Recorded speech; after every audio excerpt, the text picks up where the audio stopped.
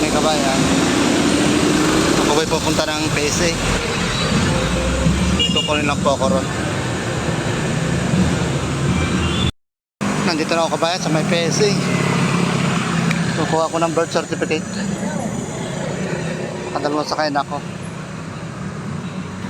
Alas 9 pa yung aking appointment. Naglalakad na ako pa loob. Dito po sa PSA. Sa Isa Avenue, Quezon City.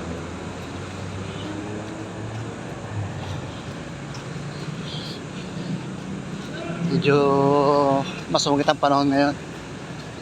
Uulan.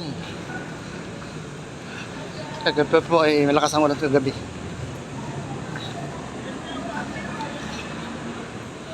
Bali maglalakad ang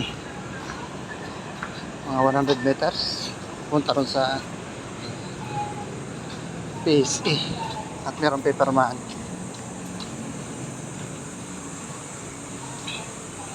Magpipila pa ako ng application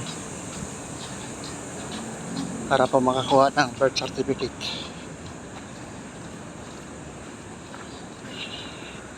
Mamaya po ulit kabayan. Nandito na ako sa loob, nakapila. Mag-fill up na po ako ng application para doon sa birth certificate at marriage contract. Ito po. Meron po akong appointment na 10 o'clock.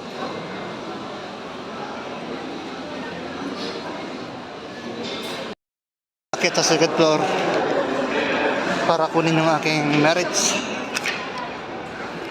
contract. Yung isa po yung birth certificate ng aking kapatid ay hindi ko po nakuha dahil kailangan yung valid ID niya, kaya yung akin na lang po yung aking kukunin dito po sa taas.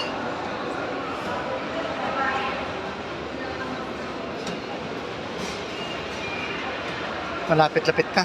Ayan po ang number ko ay 1133. Okay, pauwi na kabayan. Nakuha ko na yung aking marriage contract. Pero yung sa kapatid ko na birth certificate ay hindi ko na kuha. Kaya kailangan siyang kumuha ng personal ng kanyang birth certificate.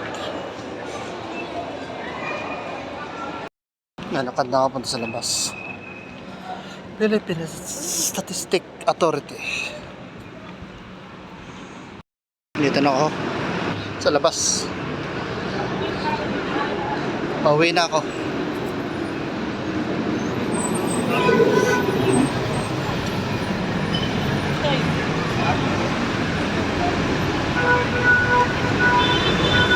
Windows nito.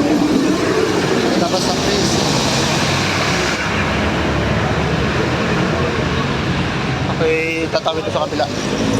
Doon ako sasakay.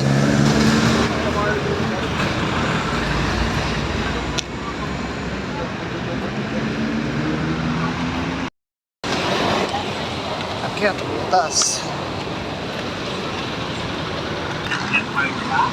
Tawid sa kabila. Nandito ako sa tulay, sa taas.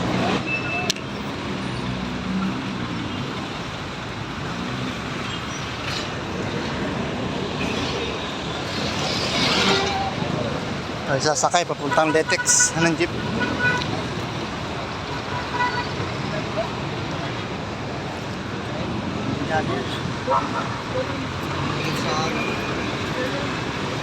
Ayan. Lagi na lahat yung umulan. Kagabi, laging umulan kagabi. Hindi na pwedeng baguhin yung pagkakasya. Pero po kabayan, hanggang dito lang po. Maraming po salamat sa inyo lahat.